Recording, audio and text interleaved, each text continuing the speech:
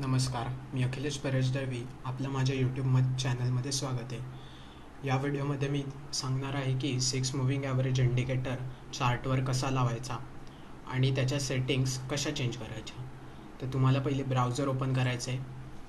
मी तुम्हाला या फाईलची लिंक व्हिडिओच्या डिस्क्रिप्शनमध्ये देईल. मी तुम्हाला एक उदाहरण दाखवतो की तुम्ही लिंक कुठे कशी फाइंड करू शकाल.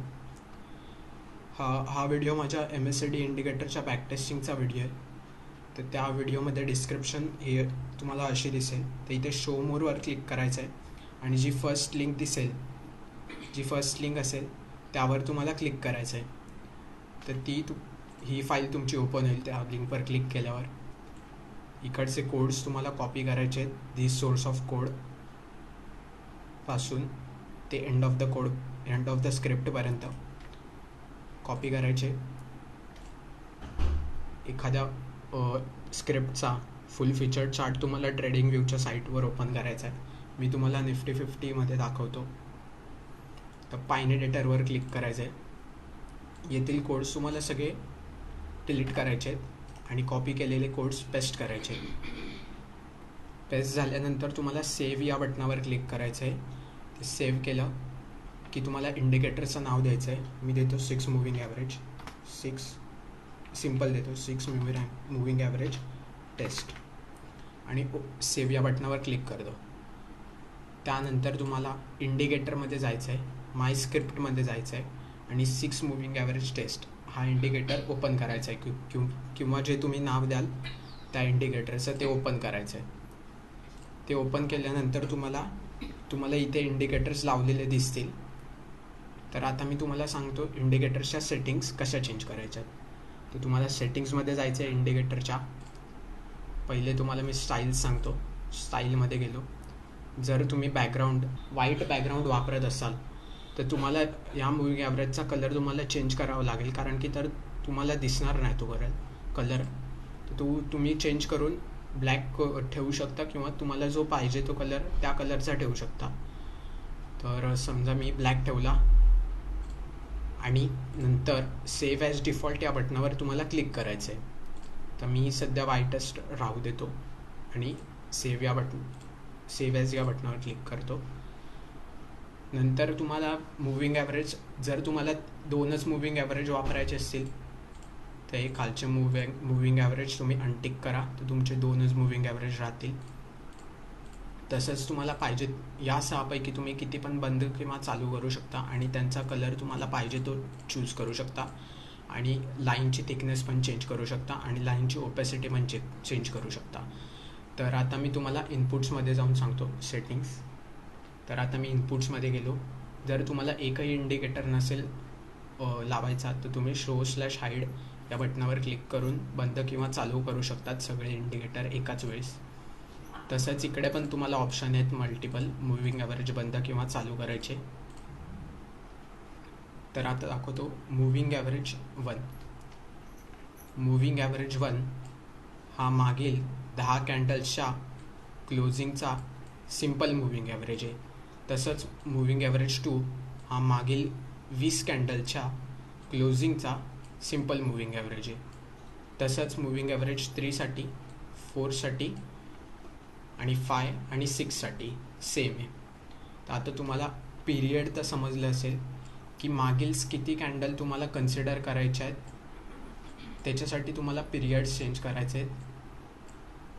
तसंच आता टाईप सांगतो एक पहिले सोर्स सांगतो, म्हणजे तुम्हाला कोणत्या बेसिसवर कॅल्क्युलेट करायचं आहे. जर क्लोजिंग कॅन्डलच्या ओपन, हाय, लो, HL2 असतं high plus low divide by 2, HLC असतं high plus low plus close divide by 3 आणि OHLC असतं ओपन, हाय, लो, क्लोज त्यांची ॲडिशन डिवाइड बाय 4. तर जनरली क्लोजवरच ठेवतात म्हणून आपण क्लोजवरच सिलेक्ट करू. तर इथे क्लोजच सिलेक्ट करायचं आहे. प्रत्येक ह्याच्यात मी क्लोज ॲज अ डिफॉल्ट ठेवलेलं आहे, तुम्ही बघू शकता. आता तुम्हाला टाईप सांगतो. टाईप्समध्ये तुम्ही गेलात तर मी मल्टिपल टाईप्स ॲड केलेत. जसं की तुम्हाला IQच्या चार्टवर तुम्हाला मल्टिपल्स एक मूव्हिंग ॲव्हरेज लावला तर मल्टिपल्स तुम्हाला ऑप्शन मिळतात. तसं ट्रेडिंग व्ह्यूमध्ये ऑप्शन नाही आहे, तर तो ऑप्शन मी ॲड केला आहे. तर पहिला आहे सिम्पल मूव्हिंग ॲव्हरेज, त्याच्यानंतर आहे exponential moving average, weighted moving average, RMA असतो. हा मूव्हिंग ॲव्हरेज RSI कॅल्क्युलेट करून RSIचं व्हॅल्यू घेऊन कॅल्क्युलेट करतात. नंतर आहे हल मूव्हिंग ॲव्हरेज, HMA म्हणजे हल मूव्हिंग ॲव्हरेज, आणि VWMA म्हणजे व्हॉल्यूम वेटेड मूव्हिंग ॲव्हरेज. ते या व्हिडिओमध्ये मी फक्त सेटिंग्स सांगतो आहे. या व्हिडिओमध्ये मी तुम्हाला याची स्ट्रॅटेजीज नाही दाखवणार आहे. तर आय होप तुम्हाला टाईप समजले असतील. तर मी तुम्हाला पहिले आता एक एक लावून दाखवतो. जर आपण बंद केले सगळे, ओनली फर्स्टवाला चालू ठेवलं आहे, बघू शकता. फक्त इकडे टिक आहे, बाकी सगळे अनटिक आहेत. तर तुम्हाला एकच इंडिकेटर दिसणार आहे. तर हा 50चा ठेवतो आणि सिम्पल मूव्हिंग ॲव्हरेजवर क्लिक करून ओके करतो. तर हा मागील 50 कॅन्डल्सच्या क्लोजिंगवर डिपेंड आहे.